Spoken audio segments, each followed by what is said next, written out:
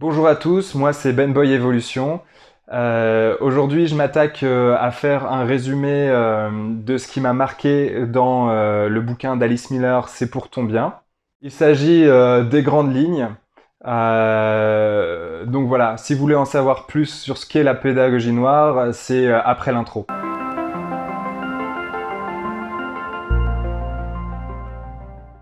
La pédagogie noire, c'est des coups, des formules sévères pour dominer un enfant dont les besoins seraient faux. Et sous couvert de l'amour, consciemment ou inconsciemment, ce serait dans l'intérêt de l'enfant pour le protéger. C'est aussi un reflet de l'adulte qui pourrait avoir des difficultés à gérer certains aspects de l'enfant, des cris, de la colère, de la tristesse. L'enfant apprend alors à se taire, avec absence de tout espoir de pouvoir exprimer ses traumatismes, et il aura besoin d'aide une fois adulte pour les explorer. On est tous concernés, pas que les personnes malades. Ces mots, cette vidéo peut générer de la culpabilité. Et tout ça, ça peut être pris comme un reproche, car on est habitué à recevoir ce qu'on nous dit comme des prescriptions ou des prédicats. Alice Miller nous invite à nous poser pour soi-même et très personnellement les questions suivantes. Comment nos parents ont-ils été élevés? Que devaient-ils ou que pouvaient-ils faire de nous? Comment aurions pu nous en apercevoir lorsque nous étions enfants? Comment aurions pu nous comporter autrement avec nos propres enfants? Ce diabolique cercle vicieux pourrait-il être aboli un jour? La culpabilité n'existait-elle plus à partir du moment où on se bande les yeux? Pour poursuivre, ce qui est fait à l'enfant a des conséquences sur la société. On retrouve des traces de la pédagogie noire partout. Au travail, dans notre quotidien, dans notre famille, en politique. On nous apprend à obéir le plus tôt possible pour faire des enfants bons et vertueux. Regarde comme il est sage cet enfant. Il est vraiment bien éduqué. Il y a une importance à lutter contre l'entêtement de l'enfant. C'est un caprice. Qui est le maître? Il y a une lutte de pouvoir entre l'enfant et les parents qui eux-mêmes, étant enfants, avaient abdiqué face à leurs propres parents. Le masque de l'affection peut être utilisé. Je t'aime, mais je suis obligé de te sanctionner. L'affection est alors égale à la soumission de l'enfant, avec la perte de pouvoir vivre spontanément ses ressentis, ses sensations et ses émotions. Et si la douleur est présente, des pleurs, une nouvelle correction peut être apportée. Va pleurer ailleurs, va dans ta chambre. Un garçon, ça ne pleure pas. On pointe les erreurs et ça dès l'enfance. Et c'est le serpent qui se mord la queue. On veut combattre le mal, ça génère des sensations désagréables qui sont mal, et on veut combattre ce mal. L'amour du prochain par devoir ou par obéissance est un mensonge. Des mesures nécessaires d'éducation sur l'enfant entraînent un adulte OK avec un système répressif. C'est normal de punir des malfaiteurs. En résumé, la pédagogie noire, c'est du mépris et de la persécution de l'enfant dans sa faiblesse. C'est aussi la répression de l'enfant dans sa créativité, dans sa sensibilité.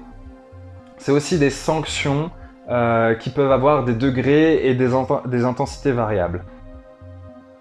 Ce sont des pièges, des ruses, des mensonges, de la dissimulation, de la manipulation.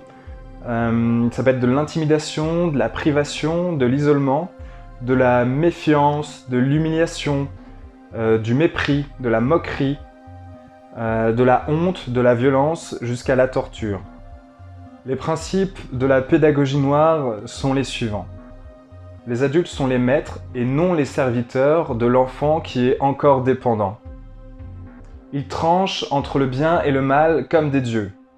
Leur colère est le produit de leur propre conflit. Ils rendent l'enfant responsable. Les parents ont toujours besoin d'être protégés. Les sentiments vifs qu'éprouve un enfant pour son maître constituent un danger. Il faut le plus tôt possible retirer toute volonté de l'enfant. Tout doit se faire très tôt pour que l'enfant ne s'aperçoive de rien et ne puisse pas trahir l'adulte. Une des méthodes de la pédagogie noire consiste à transmettre à l'enfant des informations fausses qui sont transmises depuis des générations. Par exemple, Le sentiment du devoir engendre l'amour. On peut tuer la haine par des interdits. Les parents méritent a priori, en tant que parents, le respect. Les enfants méritent a priori aucun respect. L'obéissance rend fort. Un sentiment élevé de sa propre valeur est nuisible. Un faible sentiment de sa propre valeur conduit à l'amour de ses semblables. Les marques de tendresse sont nocives et ce sont des mièvreries. Il ne faut pas céder aux besoins de l'enfant. La dureté et la froideur sont des bonnes préparations à l'existence. Une reconnaissance simulée vaut mieux qu'une absence sincère de reconnaissance. L'apparence est plus important que l'être. Ni les parents, ni Dieu ne pourraient supporter la moindre injure. Le corps est quelque chose de sale et de dégoûtant. La vivacité des sentiments est nuisible. Les parents sont des êtres dénués de pulsions et exempts de toute culpabilité. Les parents ont toujours raison. Avec tout ça, il est difficile de s'apercevoir de ce que nos parents nous ont fait et avec un principe ancré selon lequel il faut épargner ses parents. Voilà l'exemple d'une personne qui serait contre les principes de la pédagogie noire. Cette personne affirme que son enfance a été totalement heureuse. Peut-être qu'elle minimise l'impact de son enfance sur sa vie actuelle. Et ce serait peut-être l'exemple d'une personne qui aurait une absence d'empathie construite. Elle a appris à serrer les dents. Alors que celui qui a appris à vivre sa colère, ses sentiments face à l'injustice, est capable aujourd'hui de discernement. Il peut dire ce qui lui fait du mal et ne pas chercher à substituer ou enfuir ses sentiments. Donc voilà, c'était ma première vidéo où je vais au bout et où je vais faire le montage. Donc merci déjà d'avoir regardé ça jusqu'au bout. Prochainement, je vais essayer de transcrire quel est l'opposé de la pédagogie noire, donc la pédagogie blanche. Je vais vous inviter à aller voir pour vous, c'est quoi votre réalité. La citation du jour est : chaque fois que je me plante, je pousse.